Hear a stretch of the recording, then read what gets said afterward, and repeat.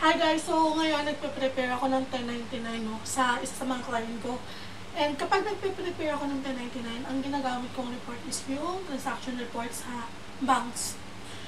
And syempre, di ba, pag sa bank siya, pag binayad mo, naka-negative siya. So makikita mo to lahat to guys, negative.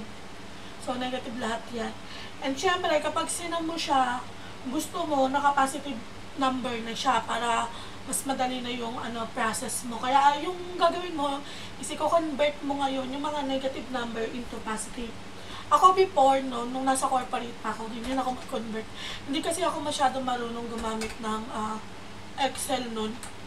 So, kasi ang gamit namin nun, may system kami gamit sa work. So, ngayon, kung kagaya ko kayo dati na hindi marunong mag-convert ng negative to positive and positive to negative, tuturuan ko ngayon. Tuturuan ko kayo ngayon kung paano siya gagawin.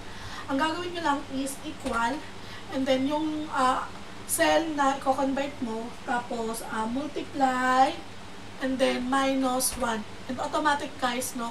Lahat ang multiply mo and niles mo na sa 1 is mako-convert na yan from negative to positive or positive to negative. So, ayan na siya. It works then guys, sabi ko nga sa inyo, kahit na positive number. So, itong 14,750 na ito na naka-positive number, convert naman natin sa negative, equal, and then multiply, minus 1, then magiging negative siya. So, syempre, kapag masyadong madami, unlike ito, ang daming transaction, nakakatamad guys yan, i-apply, like, di ba, usually dinadrag natin siya para ma-apply. Paano pag masyadong madami?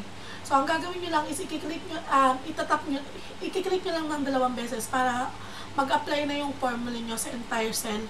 So, ayan na siya.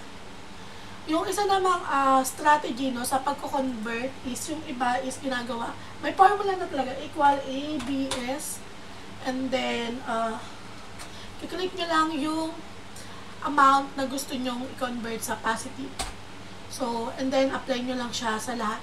So, ganun lang guys, sana may natutunan kayo for today's video. See ya!